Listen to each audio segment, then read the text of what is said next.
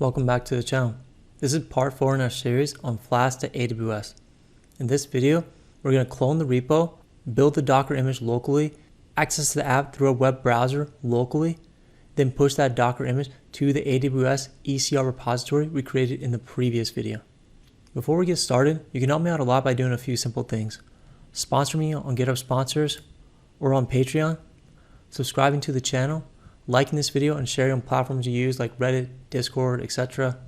Starting the repo, and also follow me on GitHub. All these things help me out a lot and I really appreciate it. So let's get started. The first thing we need to do is go to this repo right here. I put the link in the description. Go down to code, copy the URL, open up your terminal, and do git clone and paste the URL. Once you have the repo cloned to your local machine, open up your code editor. I'm going to use Visual Studio Code. Let's start walking through the files. The first file we're going to look at is app.py. You'll notice in this file and some of the other ones, I've commented out large sections of the code. The reason I've done this is because it relates to the AWS RDS, the relational database, that's going to come in a later video series. But for just getting started, we're just going to have a simple hello world app, so we don't need all that code. So it's there, but we're going to leave it commented out for now. So let's look at the app.py. It's just a simple hello world app. From Flask, import Flask, we initialize the Flask app. We have one route at the base URL, and it's returning the string hello world. All this is commented out, and we're just running the app on host 0. Go to the requirements.txt. We set Flask and gunicorn, which is going to serve as our web server. These 4 down here all relate to AWS RDS, the relational database that we're going to come to later. Moving on to the Docker file, Python 3.8 Slim. We're creating a user. I'm calling it Alex. You can call us whoever you want. We're going to set this as the user for the Docker container after we run our updates and install certain things, because this is best practices for security. We don't want the Docker container to be able to run sudo commands. By setting a user, we can no longer run sudo commands from within the Docker container. That's what we're doing right here. We set the environment equal to production, and we're initializing a few arguments: the access key ID, secret access, and default region. These 2 variables right here, access key ID and secret access key, we got these when we created the user in part 2 for the IAM user.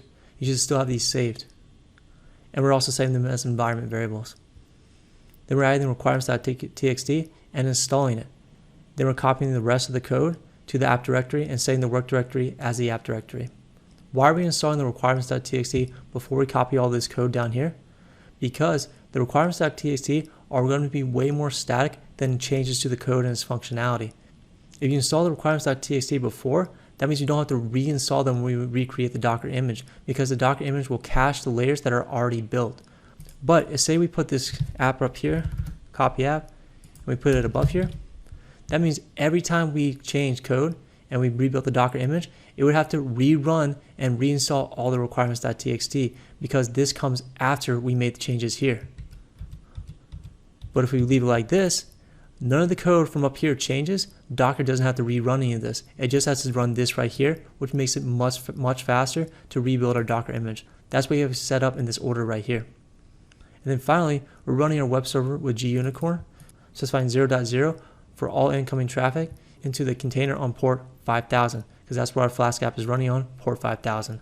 App specifies app.py, app specifies app right here. Then we have 5 workers. Now this is all great. We can build a Docker file, but it's kind of annoying because we have to pass in these arguments right here when we run the Docker build command. Make our life load easier, I created a Docker compose file. This is only going to be used to run locally. We're never going to use this to run on AWS. So it's purely for convenience, but we have it here. We specify the Docker file right here. We specify the arguments, the 3 that we had from the same one before. Ports 5000 on the right, because the Flask container is running on port 5000. 5000 on the left, because when we go to the web browser and we do localhost, we're going to do localhost port 5000 to access the container on port 5000.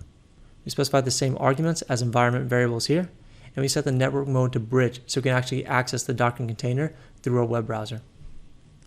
So before we actually run this Docker compose file, we need to set these 3 variables as environment variables. How do we do that? You should have saved the AWS access key ID and secret access key from part 2. And the default region, mine is US East 1. You can select whatever yours is from your AWS management console. Very easy to find this.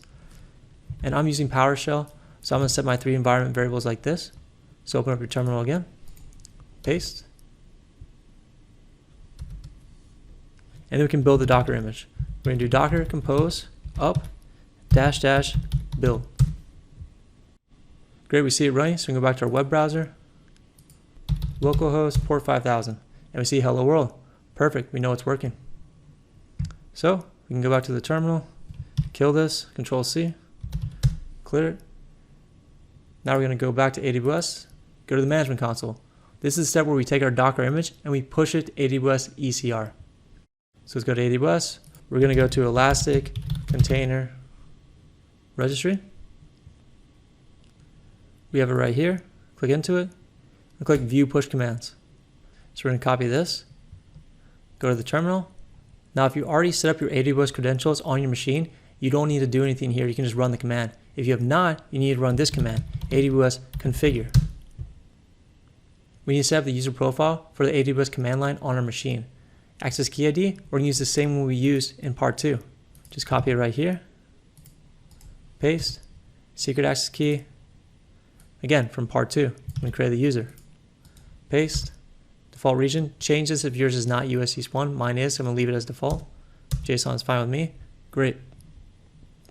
Now I'm going to go back and copy the command again. I'm going to paste right here. Great, login succeeded. Next command, docker build. So now we're going to build the Docker image. Go back to the terminal. We cannot just run this command though. Why? Because we're missing the build arguments. So we need to add those manually. And also before we run this command, you need to make sure you have Docker desktop running.